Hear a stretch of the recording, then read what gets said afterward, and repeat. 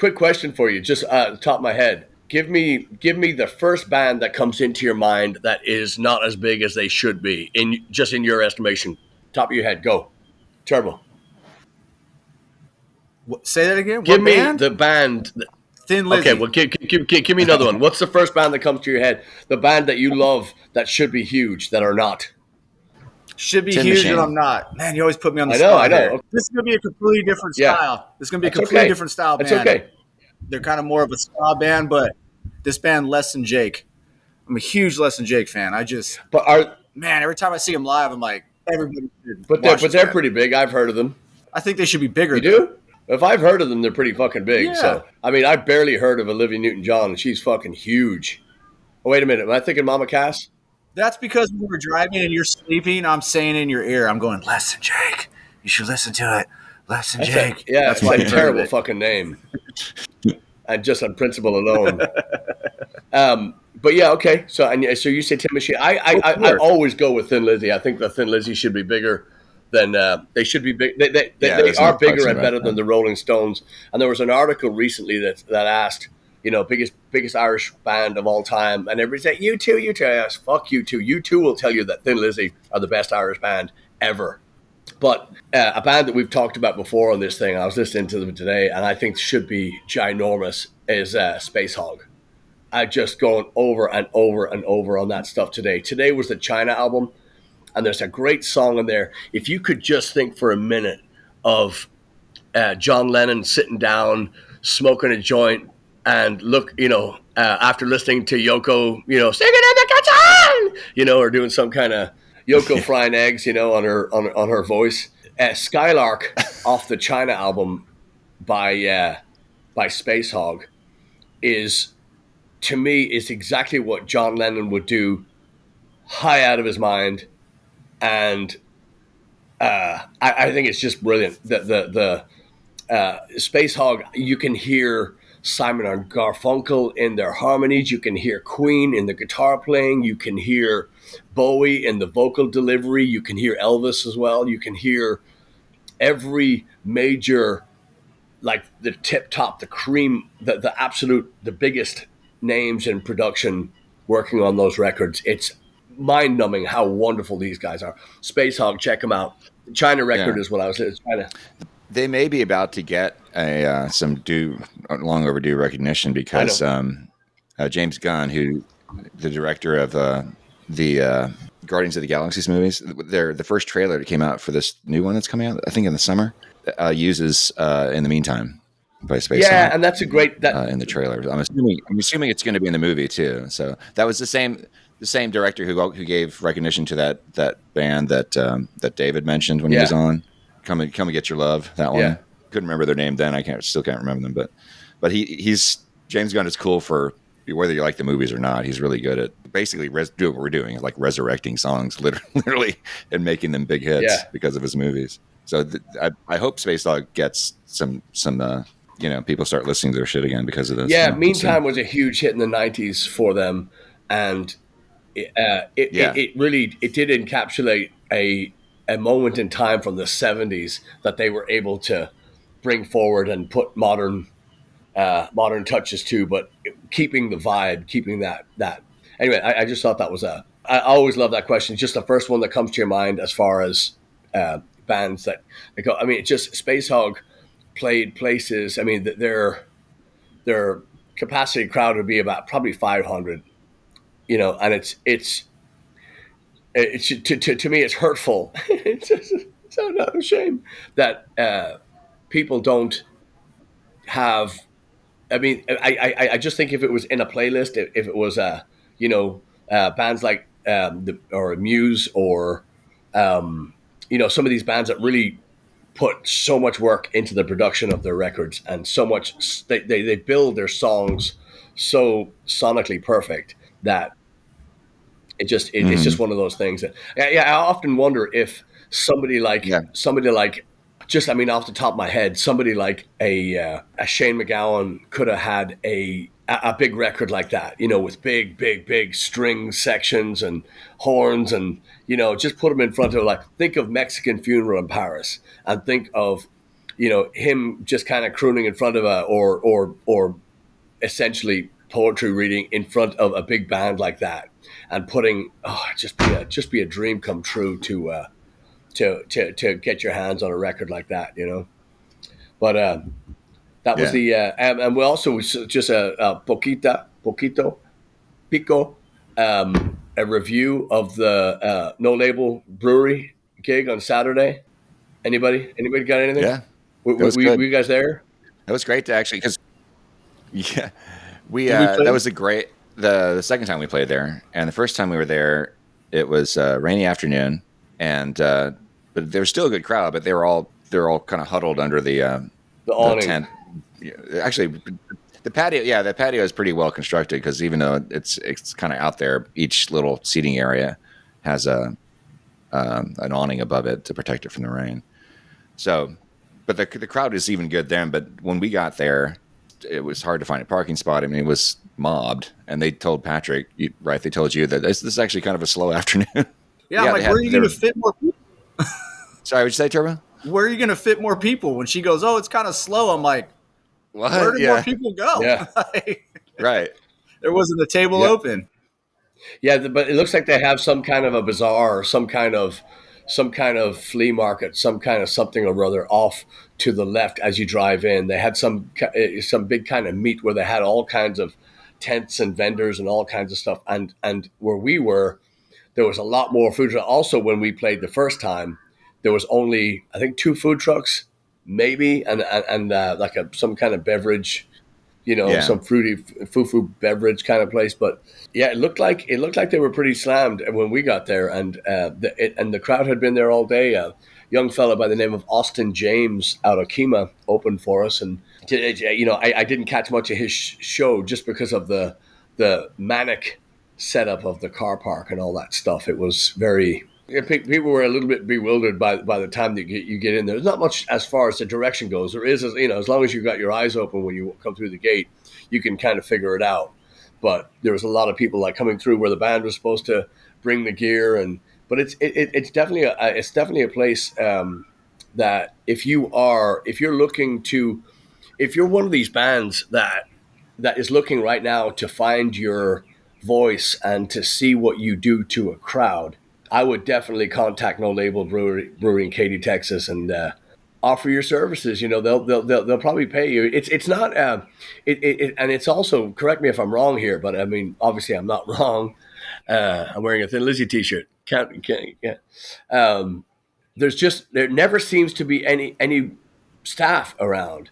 There's one guy who just was pushing kegs all day, and that guy he never stopped. And you couldn't. It's like trying to stop a freight train with a feather. You got, he's not stopping anyway. If you got a kid, you better put him on a leash. He's gonna get kegged in a bad way.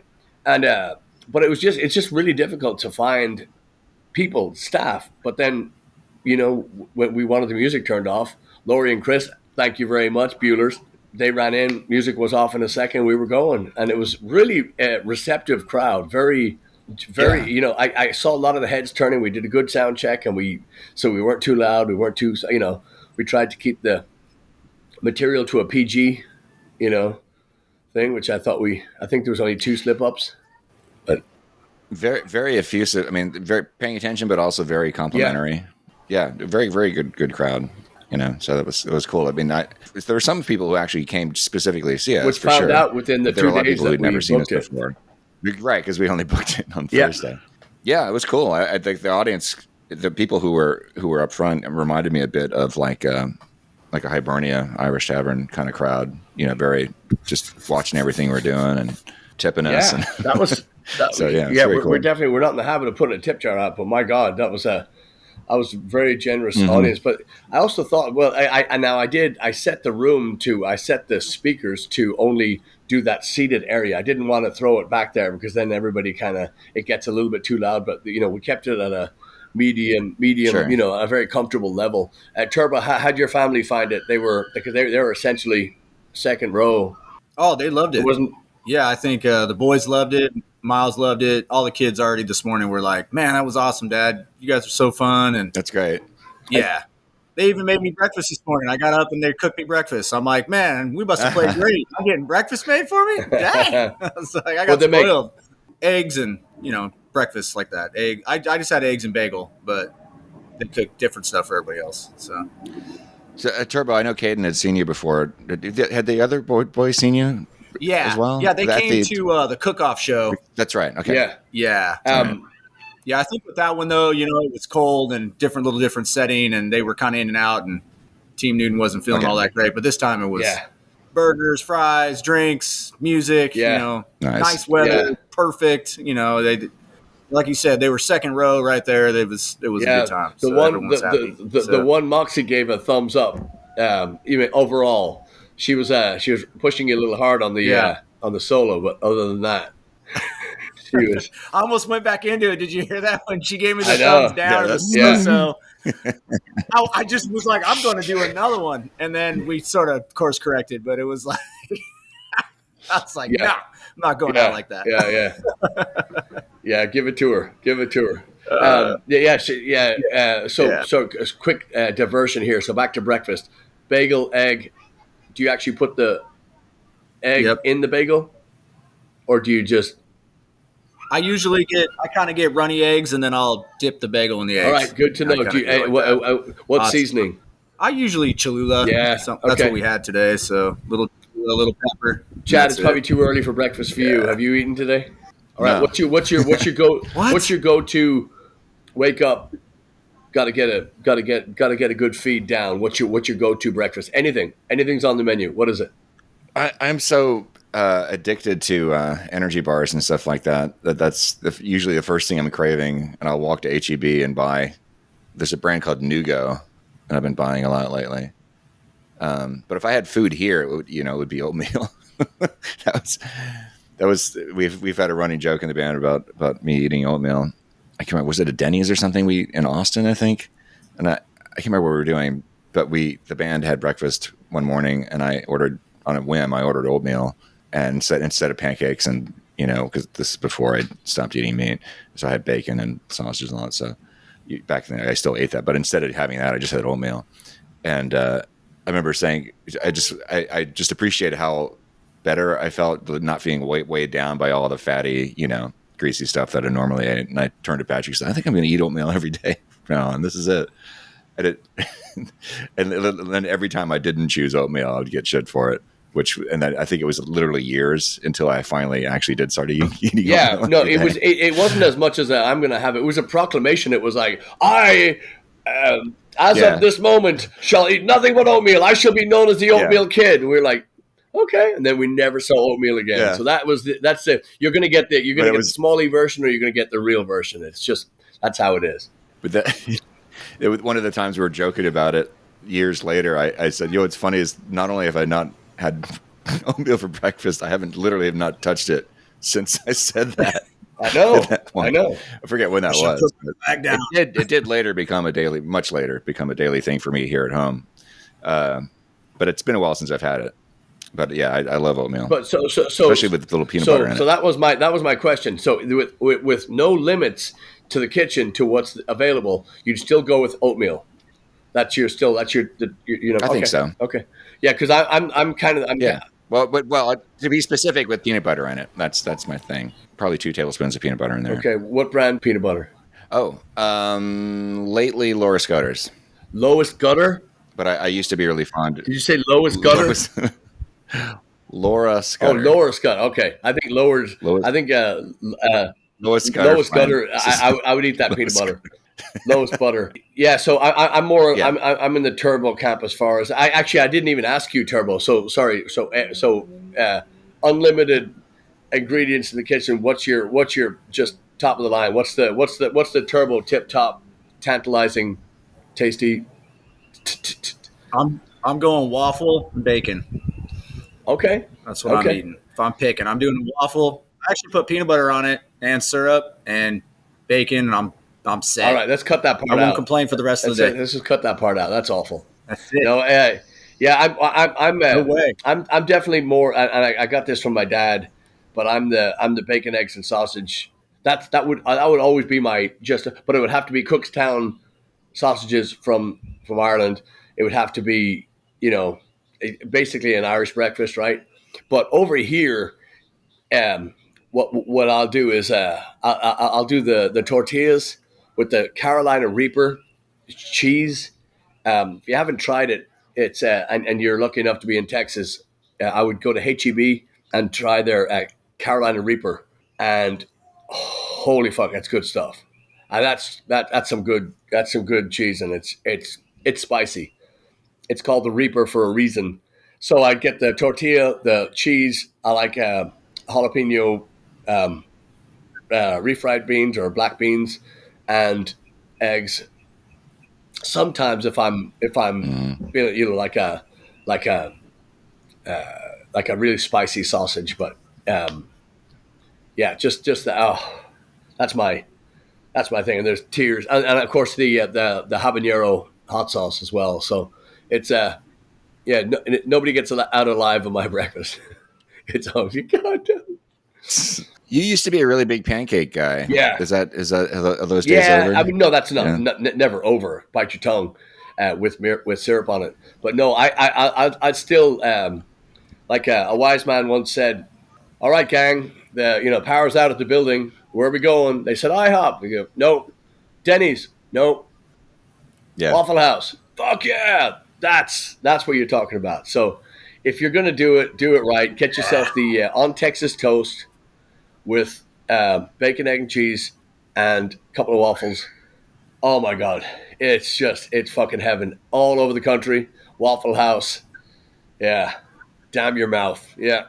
Everyone was happy when we did that. I'm just saying. Hey, I mean, it was so cool. We had everybody lined up in the Waffle House just eating, and everybody was just chowing down. It was a good time. What I think people who don't go to Waffle House don't appreciate, they probably just like, you think of it like the Jim Gaffigan joke about think of a truck stop restroom. Now think of a truck stop restroom that makes waffles. That's Waffle House. But we've noted, like, when they almost every time we go to one, the chef is like one of the best, like, short order chefs you've ever seen, because they have to be to keep up with that place. That system. What was that, dude? What was that place when we were on tour and the guy was back there and he Waffle was House. just, I mean, he wasn't. No, I know. Where were we That at? was in Alabama. Was that Little Rock? After the Nick. Yeah, Birmingham, Alabama. Oh, yeah, because we went to 3. One didn't exist. The second one was only open for takeout. Waffle House takeout? Bite your fucking mouth. Disgusting. And then we went to the third one. And that guy back there, he was it was, if you think of the most complicated spacecraft, I know I've never flown one. I know everybody thinks I have. No, that's a lie. It's a rumor. I never did it. But if you think of the most complicated dashboard you've ever seen in your life, that's secondary to a Waffle House grill. And the way that they operate that, when it's working and it's called right and the team is in sync, it's kind of like counterbalance, man. It just, okay, do I get a check yet? Do I get a? All right. You're close. All right, You're good. close. No, but it really is. It's when that team works together. It's like a great rock and roll band. Think of Thin Lizzy, and if you've ever had the fortune, the great fortune to see, Thin Lizzy with Gary Moore, Brian Downey, Scott Gorham, of course Phil. That goes without saying. Okay, it's like waffles without syrup. If you're ever lucky enough to see a lineup like that, that's what a great Waffle House is. It's synchronicity. It's just everything is. I mean, at the end of that meal, I remember telling the guys that, hey, that was second to none, out of this world. And the waitress, Flo, I believe her name is, she looked at us. She goes, yeah. She goes, he's always like that. He's outstanding. Let's just go to Waffle House now. Fuck it. Yeah. Where were we? Where they? One of the guys had been listening to it. It was a fan of ours, and the staff all found out who we were. You ran out and got CDs for everybody, and we handed out stickers. Was that Oklahoma? I thought it was Platte City, USA. No, it was Oklahoma. It's Oklahoma. I was thinking. But it actually happened in Platte City as well. Where we had the thing that's I don't know, for you kids listening to SlapperCast, quick secret, we're fucking huge in Waffle House. But yeah, that it's happened a few times. I remember that one because that one kid, remember he had the crazy hair under the hat, and they were going, what? Because we were actually leaving Oklahoma, we were on our way out, and I remember them going, are you Blaggards? It was just one of those moments where you kind of leave there going, So, well, one of the things that kind of cued you to go and get some gear for them, because he brought up he was really polite at first, and then he just kind of very discreetly came up and put a blank receipt and a pen in front of me. I was like, "Oh, you want me to sign that?" Because and then you ran out and said, "Oh, well, screw that! Oh, we'll do better than that." And you went out and got CDs and stickers and all that stuff. Yeah. It was great though, man. Just it's a thrill for us too. I mean, they were so polite, but they were actually listening to one of the Irish radio stations. One of those custom stations that you built, with all their favorite bands on it. We were like it might have even been our station, but they were so proud to show us the phone with the things Mm-hmm. So it really is. It's just a really fun thing. And I have to circle back here. I meant to ask this earlier, but we do have some people here that are regular correspondents with us here on SlapperCast. If I was to ask you the same question, you out there in Slapperland, if I was to ask you, who is your favorite band that should be way, way, way, way, way, way up there versus, just listening to the mainstream stuff? I'm really curious because I tried to listen the other night to some suggestion came up on a thing I was watching. It was say, you like this band, and it was on a late show, and I kind of like that Less Than Jake. It was a terrible name band. Only on this band in particular, the music was just pure shite. I don't know if it was music. It was kind of like if you had asked, AI to write a confusing melody and put nonsensical lyrics on top, and then looked like a bunch of clowns in a blender. It's one of those things you just left scratching your head. Go, where did you? Who do you know? That got you in this limelight. This is just absolutely, maybe it turned into something later, but I couldn't watch but about maybe 15, 20 seconds of it. And it's just like, imagine a train wreck ending where everybody's ending the song in a different key, and the drummer is not even playing what. So it's just this jumble of shite that you couldn't make head nor tails of, and it just didn't seem like it was ever going to correct itself.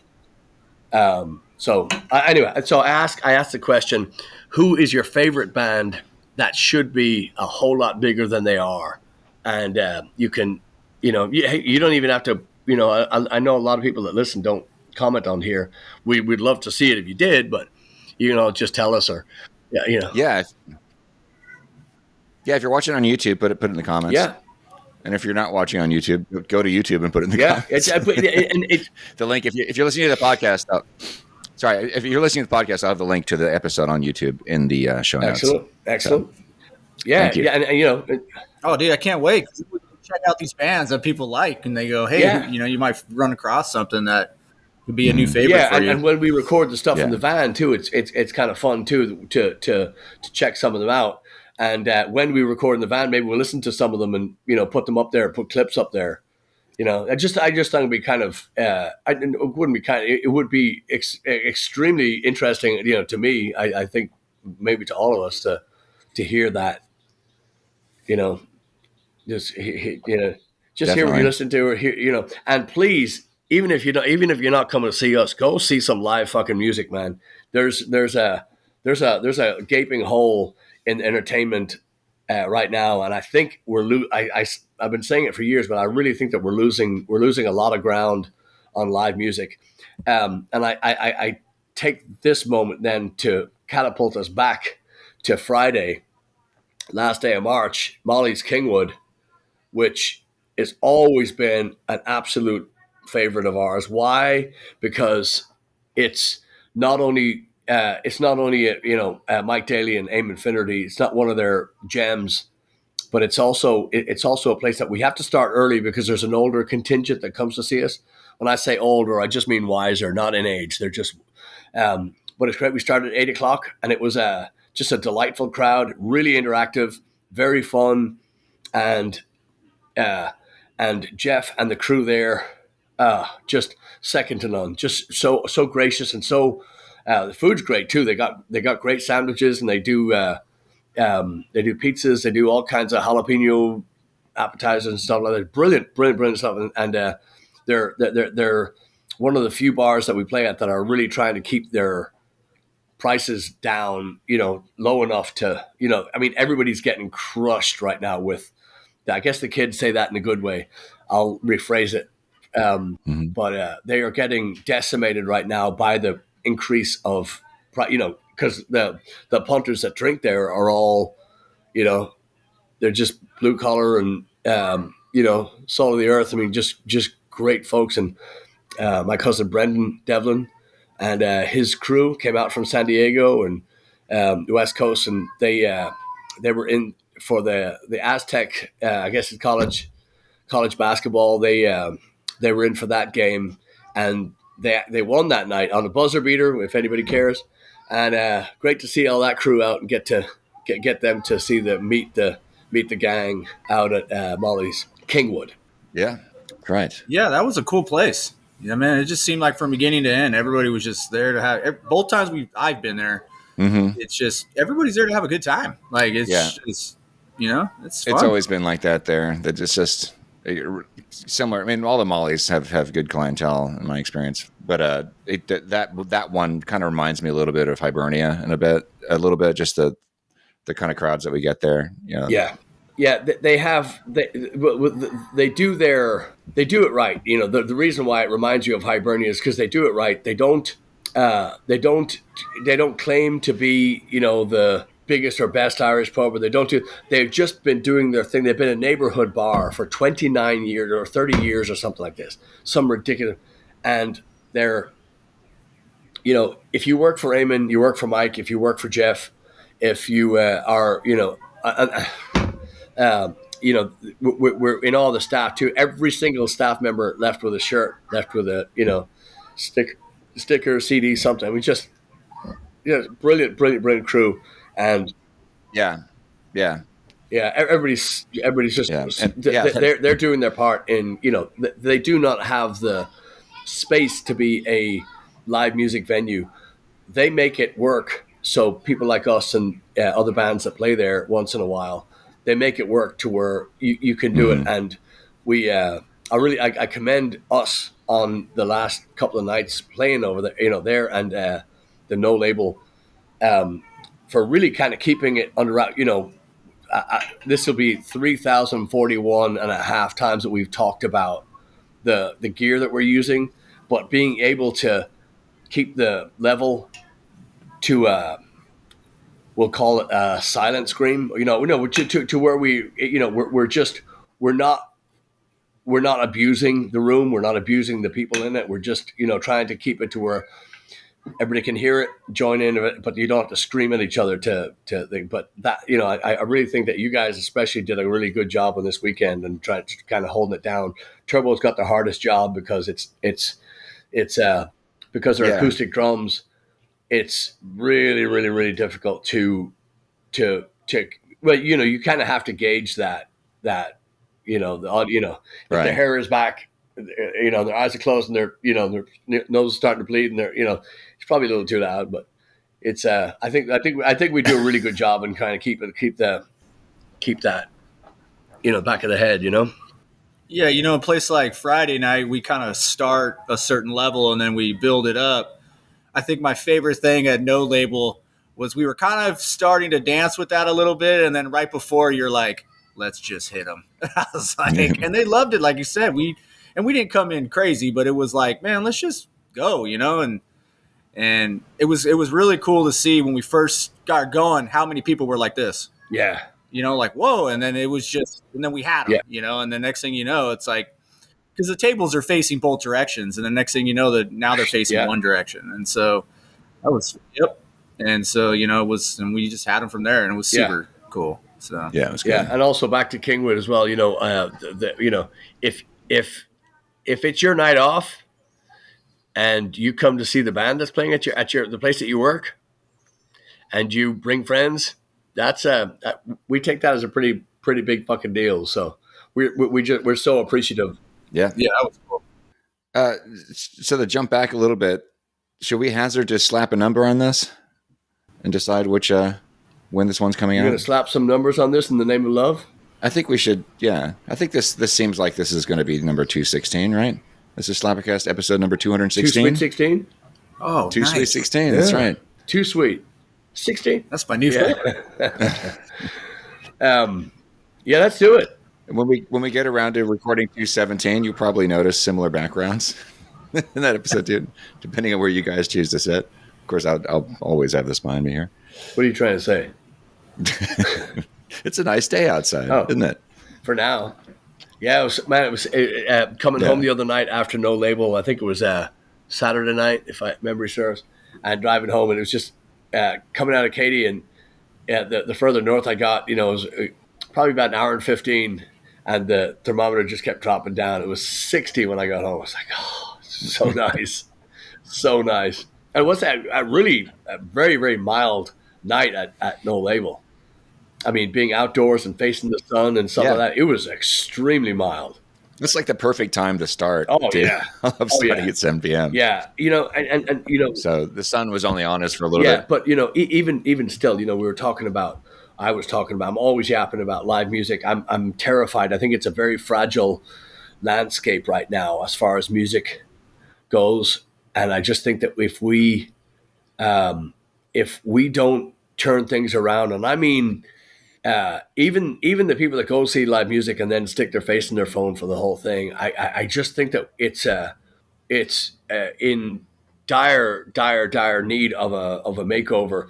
The live music scene is, and it dawned on me too, because we played a couple of new things, or just things that we haven't played in a long while on both of those nights, and because it just dawned on me too, you just don't want to go and see. This is why I can't stand tribute bands, as good as some of them are.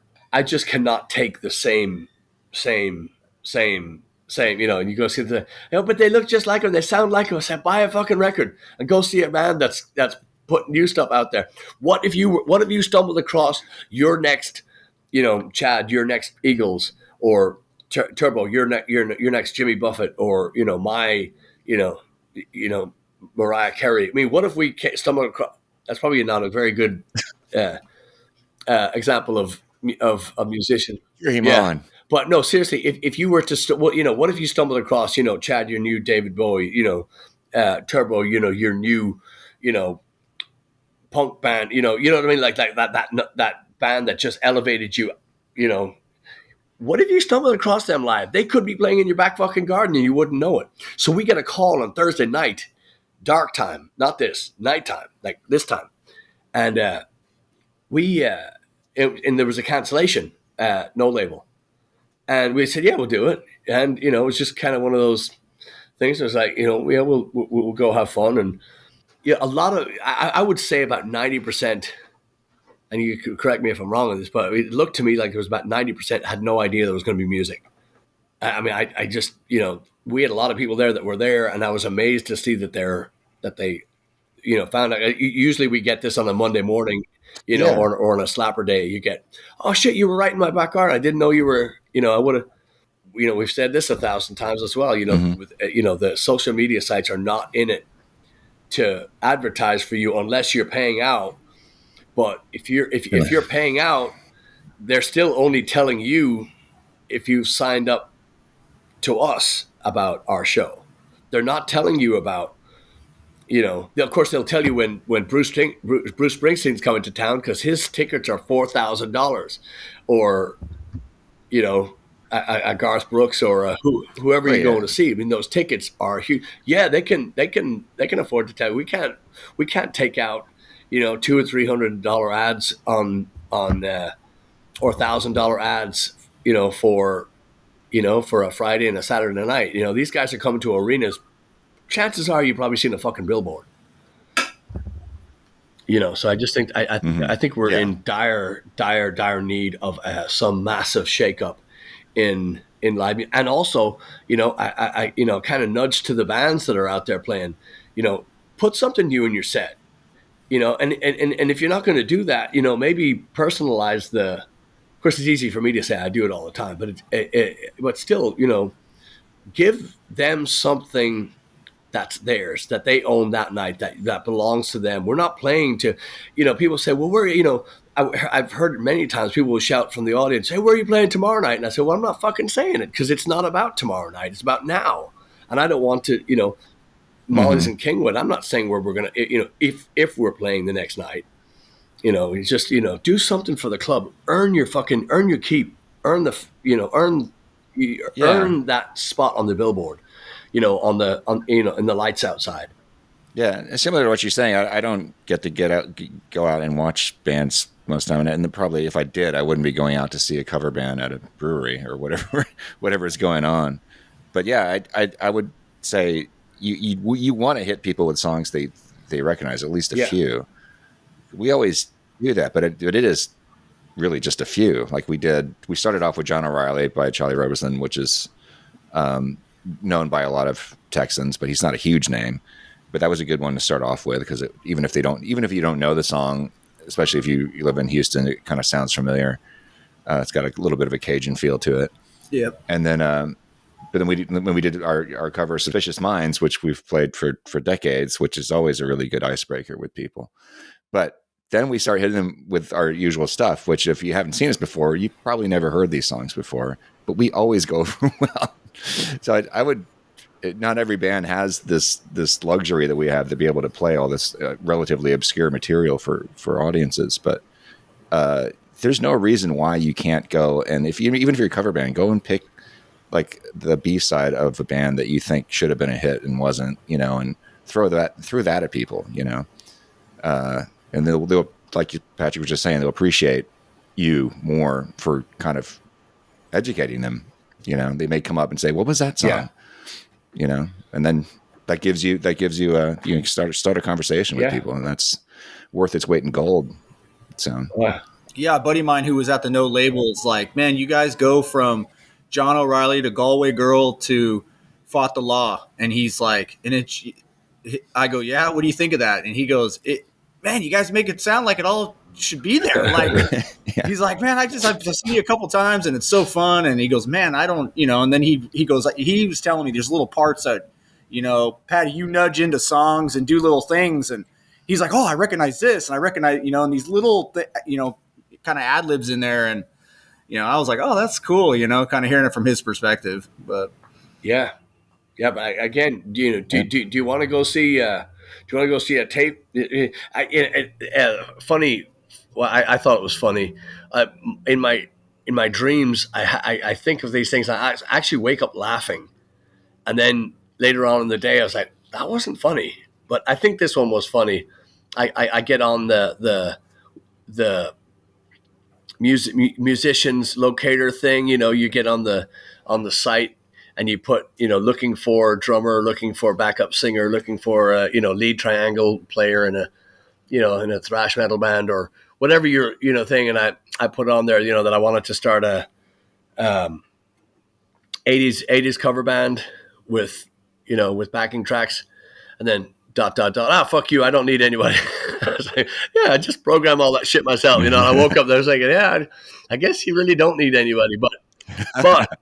Do you want to go and see that? Do you want to go and see something that you can't, you can't take a request. You can't do everything's on a track. You can't break out of the thing and do and then God forbid if you do, then you're going to have to do it unaccompanied, and everything sounds so thin and so lifeless after you've had a canned backing track, you know.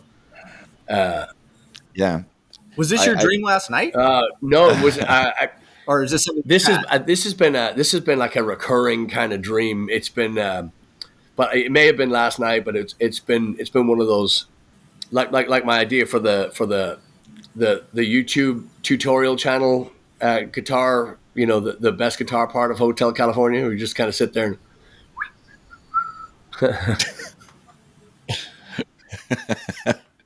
Dude, I had a dream last night that I had auditioned for Bad Religion, and after the audition, they're like, "Yeah, it's just not gonna work." And I was like, "Well, why?" And they're like, "'Cause you suck." I woke up this morning, he's like, "Yeah, good morning." I'm like, "Fuck those guys." He's like, "What's wrong?" I'm like, "I'm not really sure." Oh, the dream's like coming back. I'm like, "What the heck was that?" Yeah. You know? I think it's because after the show last night, my phone rings. And it's you, Patty, and you're like, are you getting on the 99? I'm like, yeah. And you're like, I'm right behind you. And I look at my rearview mirror and you're right behind me. And you're like, listen to this song. And we're like talking songs. And I don't know, man. I was just, anyway, it was good times. I just laughed this morning. That's funny. About the backing tracks, this makes me think of that band that we played with in, God, what was that town where Faith and Scars? Oh, yeah. Virginia. Virginia, it was in and I hate to, I can't remember the guys' names.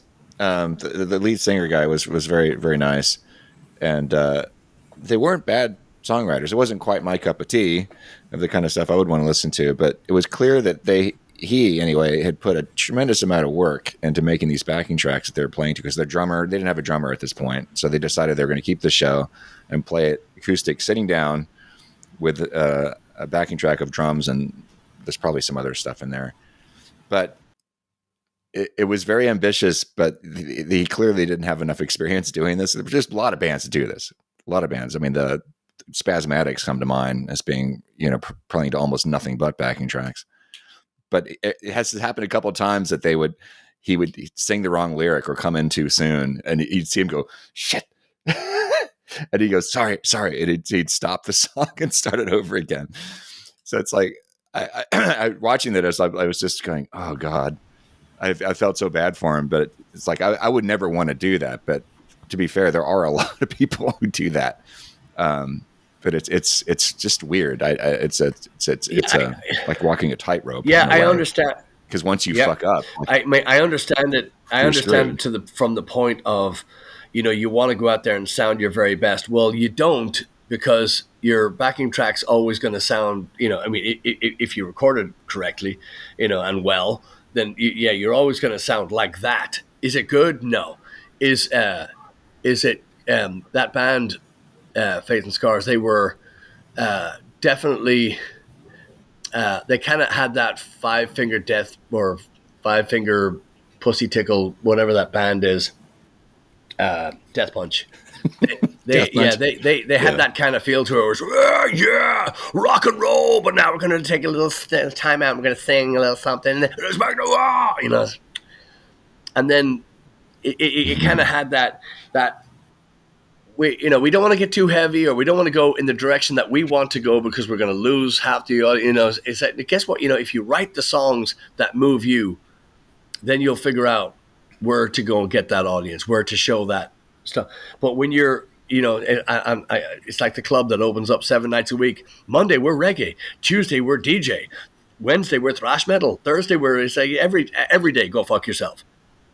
That's people do not trust they don't trust your product. They don't trust your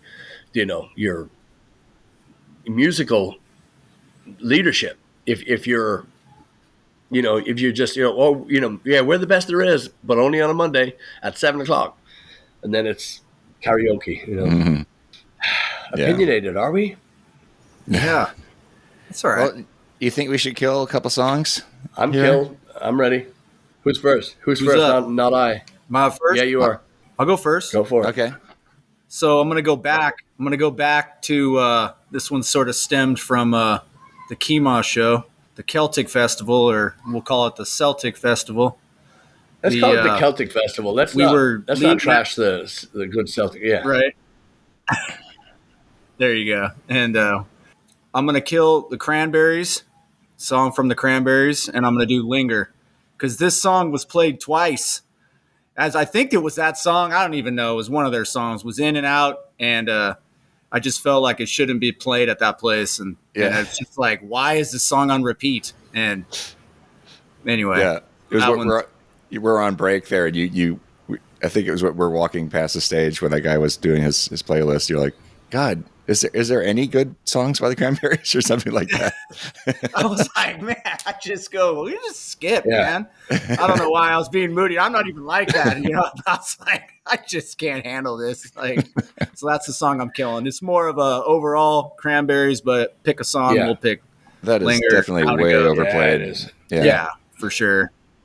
I've just never been a fan of them at all. Yeah. You know, even their main songs or their big hit songs. I don't know. I'm like, that's one where I would pull the band down. Yeah. You know, if you asked me to start off and said, which band needs to pull down, I would pull that band down. That's one of them. So, yeah, done. Yeah. Excellent. Shine a light. Done. Yeah. Shine a light here. I'm going to look at the C here. So this is, I want to do Sweetheart from Thin Lizzy. And so I like the beat. This is on that Chinatown. And so I was listening to that last night. And oh, wow. Cool. So I'm just getting started on that. And but I want to shine a light on that one. I like the Sweetheart. I like that song. I like that. A quick question again. Another to the SlapperCast faithful. I have a question for you. If you are not a Thin Lizzy fan, I would implore you to just go and just do yourself a favor and just just even go through the Live and Dangerous record and just go through the stuff. But we've covered a few Thin Lizzy tracks in our time, and I'm going to ask just at the top of your head out there, what would be your favorite Blaggards Thin Lizzy cover? And if you are a Thin Lizzy, if you don't even have to be a connoisseur, if you're just a fan, what would be your number one song that we should cover if you don't think we've played it before? So question is, if you've heard us play Thin Lizzy, what's your favorite? Or if you just know Thin Lizzy, what would you like us to hear cover? Because there will be some Thin Lizzy on the way, more to come. So, can I say one more follow-up thing? At the show last night, Lizzy, that fan came up to you after the show. He came up to me first. When he came up to you, Patty, he said, "What's your number?" I think he said number one Irish band, and he kind of had a question. I can't remember exactly how he phrased it. And you're like, then Lizzy, hands down. And his reaction, man, he was like, like he was so excited that you said that. I was like, well, that was the thing. So nice. He's actually from Newcastle, up right by the Scottish border in England, and his name was Nick. We know these guys. They were actually at the Sherwood when we did the Trash Tribe fundraiser. They were there. They were all in Viking garb, and it's funny when they said that I kind of recognized them. I was kind of putting big foreign hands. I was like, yeah, I think. But great chaps. I mean, just we had a really nice. But he said to me too. Of course, Mark Knopfler is from Newcastle, so. He Newcastle, as Mark would say, but also a huge Mark Knopfler fan, huge Dire Straits fan. So we were all immediately on the thing. They were really excited that we had, we'd come to No Label Brewing on that Saturday, and so we were kind of giddy, talking about the Trash Tribe. I do have to say about the Trash Tribe thing. Sorry, way back when I completely screwed up, saying that it was a fundraiser to help animals. It's actually it was a fundraiser to help the people looking after the animals who donate a lot of their time and stuff like that. And I completely screwed up. It was a very strange night back then. Just to be very clear, strange night in that we were given some horrific news and. And then having to deal with some how do I put it mildly, some twats, that just, I guess, didn't Obviously they couldn't know what we'd heard, but it's you walk a very, very, very fine line on nights when you're and this has happened more times than not, but if you have some information to just to impart on some people, if it can wait till after their show, if it's a completely devastating piece of news, if you can wait till maybe after their performance to give them that information, that would be really fucking helpful. Because when you tell somebody, sometimes life-altering news right before you're taking the stage, it's really fucking difficult to do any kind of, maybe if you're in a shoegaze band, or if you're in a blues band, or if you're in if you're not really there to deliver a good time, maybe it wouldn't be so effective or ineffective as whichever way you're looking at it. But so. Yeah, I there was a big screw up that night on my part because of I called it the wrong event, but again some great people, but I had to make mention of that too, because that's been playing on my head, on repeat. Yeah. So. Well, you weren't far from the mark. I mean, that is the Rescue Foundation. I know, but it is about ultimately the first responders, dogs. And I know, but I mean, I don't like to. I like to be all in when we're in. If they had called us up and said, sure, we're raising money to exterminate puppies, I probably wouldn't do that show. So usually we like to get behind it, and we used to, we like to, and so I don't like to be. I don't like to be calling that, hello Cleveland. I don't want to hello Cleveland the event. So it's just one of those things where it's just, God, even now, just thinking about it too, I just want to choke somebody. Anyway, so that's like the extreme end of it's always can be off-putting when somebody tries to come and talk to you when you're in the middle of a song, especially if you're singing. But if you're in the middle of playing, they come up, hey, and try start a conversation with you when you're in the middle of playing a song is like the worst timing. It's just hilarious to me that people think that don't see the problem there. The other thing too, which is more amusing than anything else, is when people try to hand you something when you're playing guitar or bass. There's somebody who's trying to hand you a tip, which was very nice of him. He's going, hey, take it. I think it was in Kingwood. And you just put it down. I can't, stop playing the song to take this from you. Why, but people don't think about that. Yeah, that's why the G string was invented, boys and girls. So, note to self. Yeah. But there was somebody at the Trash Tribe thing who related to the bad news that we got, who was getting up in the middle of a song, he first tried to talk to you. Actually, it was right as we're starting a song, to be fair. And then when you started playing your part, he came over to me. And I said, I can't hear you for one thing, but please, gosh, just wait till we're done. I think he came to me too. Yeah, he came up to me as I started playing. I was like, I think we were in. It was something. That's right, Black and Tans. Yeah. And I'm like, he leaned into me, and I'm like, sorry, man, like I can't. I was trying to. I'm like, go over there, and then it was like, what do you do? I'm like, do I stop? Like, you can't stop. Like, you can't. Anyway. Well, you could if we played to tape. Pause. Yeah. Yes? Yeah, that's right. How can I help you? Or pause. Ruff, ruff. So anyway, so back to the question. He had asked me, he said, and he knowingly asked me, who is the greatest band to ever come out of Ireland? And I said, without even a thought, it's Thin Lizzy. And there's nobody in second or third or fourth or fifth place. This is that's just gospel. That's just how it is. It's, it was been foretold by the Druids. It's been, written in the stars. It's, there's there's nobody on that level. It's Thin Lizzy, and then the rest of them come in somewhere down the road. That's just how it is. And he just, that's why he lost his mind. He was so he's like that fuck, yes. So knowingly asking who is the greatest Irish rock band of all times. That's how it is. And I told him too. I said, I know that you two have sold, way more than they should have, as far as records go. But they'll tell you as well. They'll tell you the best fucking band to come out of Ireland, Thin Lizzy. So that's just how that went down. So sorry, Chad. I took away I stuck into your spot there for your kill and shine. Kill and shine. I was trying to choose between these two songs, but it looks like I may have an opportunity to kill the second one today too.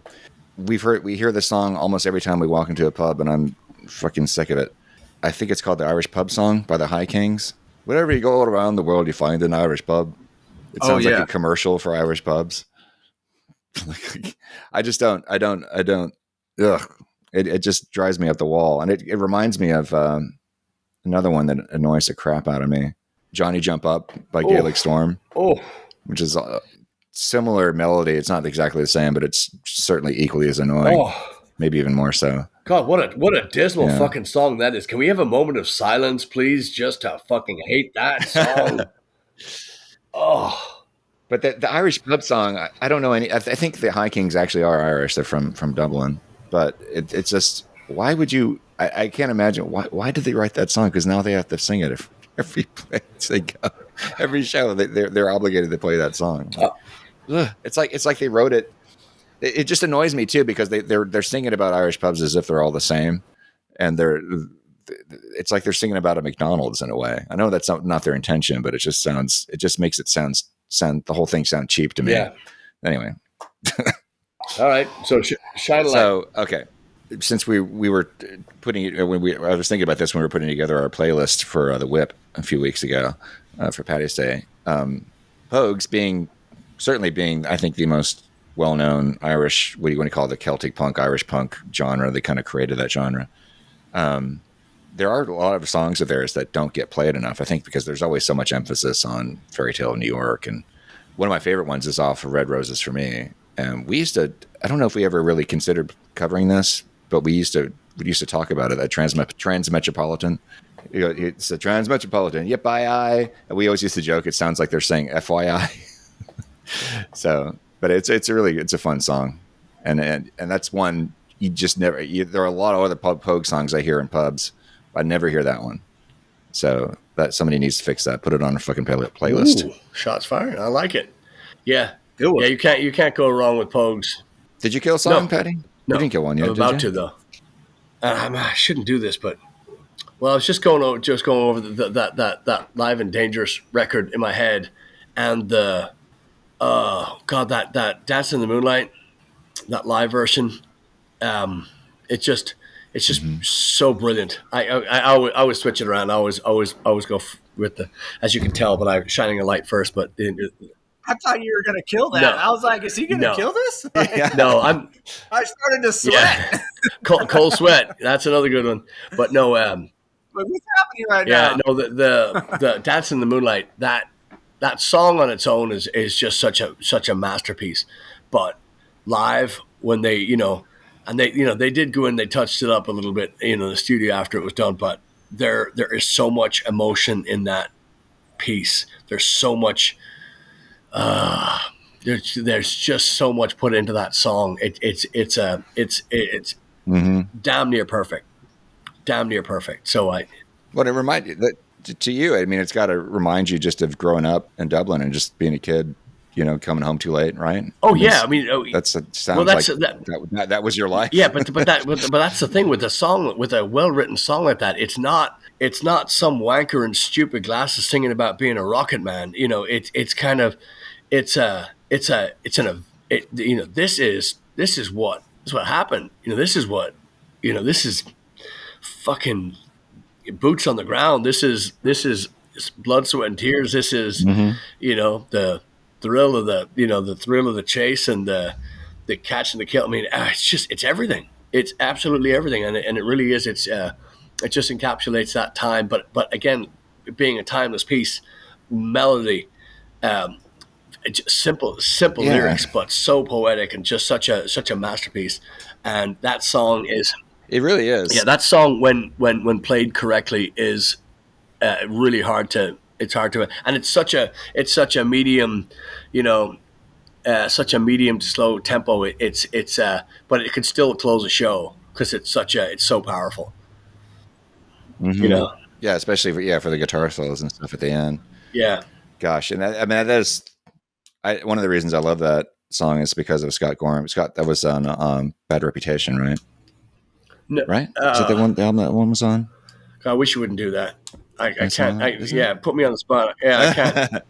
It's the one where Brian Robertson was kind of dismissed, or he was being a pissant, didn't want to come in the studio or something. Yeah. So Scott wound up playing most of the guitar on the record. And that one, he was the only guitar player. There's a couple songs like that, or most of the songs are all Scott, I think. If not all of them, I can't remember. I think Brian plays on a little bit. But God, just. I think that's right. Is it Jailbreak? Oh, God, I can't no, remember. Jailbreak, no.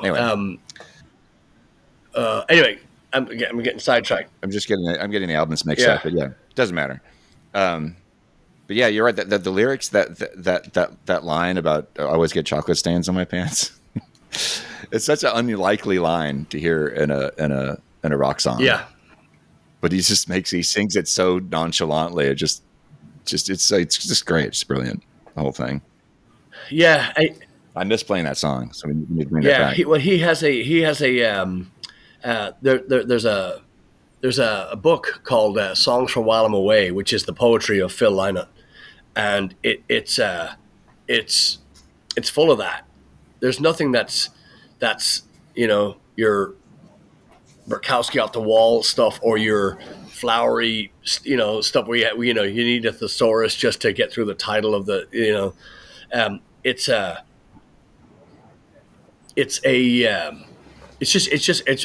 perfect. It's just it's very simple, but everything is heartfelt. Everything is everything is Phil. It's just we've yapped about Thin Lizzy for so many years, for so long, it's one of those anyway. So back to The Kill. It was another one of those store moments where you really, it's all you could do not to just start just throwing shit. It's just is it Peter Cetera? Is that the singer from Chicago? He sang in Chicago. The Power of Love, or We Did All for the. Oh my God. Oh, was that 80s? Yeah, theirs. Because I'm so incensed by the. I have to just put my money where my mouth is one of these days. I need to write a song like that and just put them side by side and say, look, this is what I'm talking about, and I mean, make a note to sell. Is it called Power of Love? I think it is Glory of Love, or We Did It All for the Glory of Love. Or maybe it's Glory Hole of Love. Chicago? Glory Hole of Love, yeah. Yeah, that's it. Oh, Glory Hole of Love. Okay, that's enough. Yeah, that's I mean, it's just his voice and that diddly-ding, diddly. I mean, it's like that Bruce Hornsby. Do you remember Chopsticks on the piano? The first thing you learn, ling, ding, ding, ling, ding, ding, ling, ding, ding, ling, ding, ding. It's that, but it's with harmonies and just all that wasted musicianship in a studio and electricity and air. That motherfucker. Yeah. And I know you're not a Chicago fan by any stretch of the imagination, even before they started doing shit like that. He was the one who dragged them into that crap. He's the Steve Perry of before he eventually left the band. Yeah, even worse, I would say, because Steve actually, I mean, Journey. I mean, I'm not a Journey fan either, but there were some good songs they did with him when he was at the helm, But anyway, with Peter, Peter was actually a really good singer and a great bass player. And the band that they had in the 70s, when Terry Kath, their guitar player, who stupidly shot himself in the head like an idiot, and he was showing off. That band that they had back then was just to me, just earthy brilliance. I don't like all their stuff, obviously, but that song that we covered for the wedding was pretty turgid. But they were unique in that they were good songwriters, I thought, and the fact that they were able to work in horns, and they had 2 or 3 horn players who were actually in the band, and so all their stuff was written around that. And to go, that was their hook, and then they go and they start writing stuff like that. Or it was Peter who was writing all that Air Supply kind of crap that they started doing. Yeah. Anyway, one of the weirdest changes in bands that definitely the epitome of a sellout, I think. Yeah. Anyway, that's a pretty decent haul for the day. Yeah, this was a generous episode. Thanks for listening, y'all. Yeah. Hey, we love it. Listen, and especially big thanks to our Patreon crew, and we will be doing a special segment too. This is going to be coming up very soon. We're going to be doing a special segment on Ireland. We're going to have Doc back on with us this week, and we're also going to do on that episode with Doc. We're going to do a special what to do and what not to do. And I would say to you right now, please, if you're even if you're thinking about coming to Ireland with us, do this one thing right now. Check the date on your passport, because there is a delay on the passports right now. So it's now April the 4th. It's April 4th, and you are going to need your passport up to date, obviously, but there is a long wait on passports right now. Turbo can attest to this, but if you just get it done, because you'll need it for next year, even if you don't come this year. But check the date on your passport and get that done today, because it is it's backed up, and they tried a new program, it didn't work, and you're going to be, there's nothing worse than being, sitting at the airport, eating, your Chuck E. Cheese pizza and your $50 glass of beer, just get that done. And we're going to do a very, very quick segment on Ireland, what you need, what you should bring, blah, blah, blah, blah, blah, on and on. So we thank you for listening, and thanks to everybody for coming out to the shows, checking out the website, and Patreon. We love you. Yes, we do. All right. See you next week, y'all. See ya.